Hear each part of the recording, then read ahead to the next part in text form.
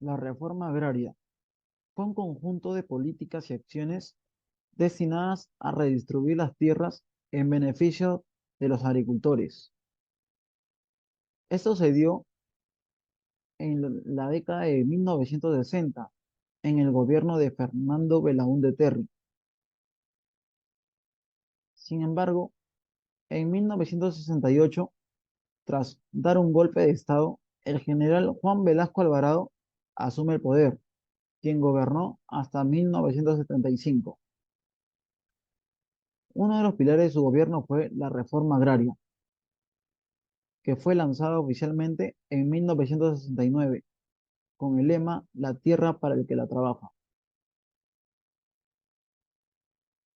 La reforma agraria tuvo como objetivo principal redistribuir la tierra de manera más equitativa en beneficio de los campesinos. También intentó mejorar las condiciones de vida y reducir la desigualdad, a pesar de la oposición que estuvo a cargo de los terratenientes, que fueron afectados con sus tierras. Fue un intento fallido de transformar la estructura agraria, ya que debido a la poca capacitación y experiencia del manejo de las tierras, los campesinos fracasaron.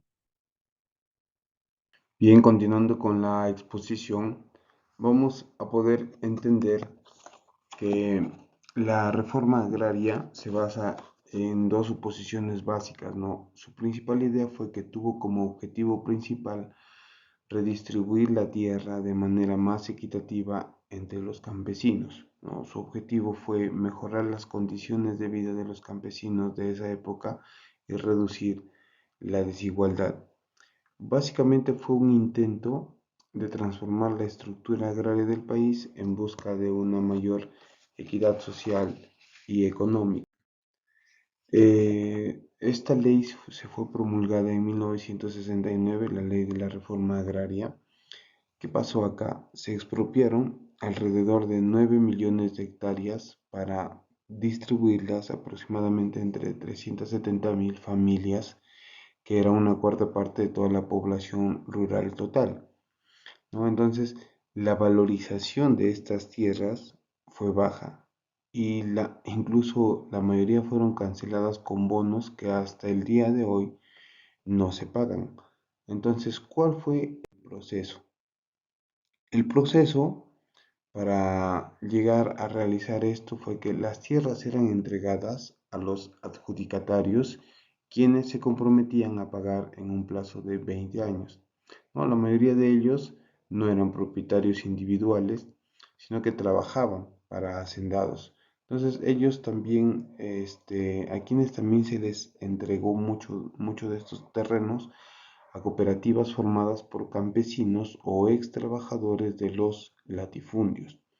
Entonces, las más importantes en todo esto, las más importantes organizaciones en todo esto eran las cooperativas agrarias de producción y las sociedades agrícolas de interés social, con el 76% del total de tierras expropiadas. Entonces, nos preguntamos, ¿no?, si la reforma agraria fue beneficiosa o no. En realidad no se cumplieron los objetivos de la reforma, ¿no?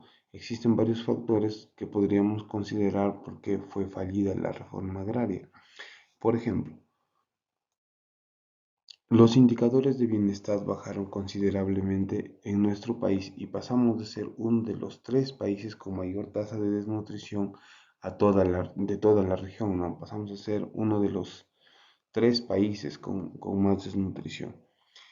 Uno de los objetivos era mejorar el nivel de vida del campesino, como hablamos anteriormente, y a pesar de que un inicio parecía ser beneficiado el campesino, al final de todo esto se vio que había empeorado de una manera muy grande, ¿no?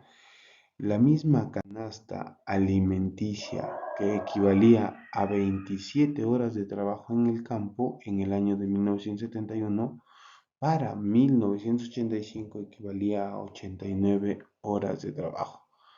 Entonces, la producción agraria nacional sufrió considerablemente.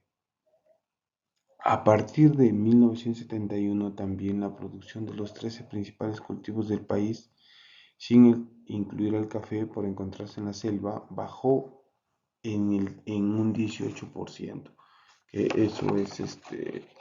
eso es demasiado, ¿no? Finalmente, el nivel de la productividad fue severamente afectado entre 1970 y 1980. Pasamos a tener el índice más alto de contribución de la producción con respecto al crecimiento del PBI agropecuario en la región a contribuir negativamente. Esto también eh, se le atribuye a una falta de inversión tecnológica. También es importante recalcar que existe un libro escrito por Giovanni Bofiglio, que es un sociólogo de la Universidad Católica. El libro se llama Las empresas de la reforma agraria peruana. Él entrevistó a los propietarios de empresas hace 40 años y los volvió a entrevistar en el año 2018, 40 años después. Y ellos han dado un pequeño aporte que es importante aclarar, ¿no? Ellos consideran eh, tres factores que evitaron que se cumpla esta reforma agraria de la manera más óptima. Uno de ellos es que los mismos hacendados invadían las haciendas. Entonces los mismos hacendados invadían las haciendas que daban para trabajar, ¿no? Lo otro es que seguía existiendo un sistema eh, feudal en el que les daban los hacendados a los trabajadores 15 días para que trabajen gratis para ellos, ¿no? De cada mes tenían que hacer eso. También se establece en este libro que las comunidades vecinas invadían los pastos para que sus animales también de ellos coman. Y la policía no podía intervenir porque eran cooperativas.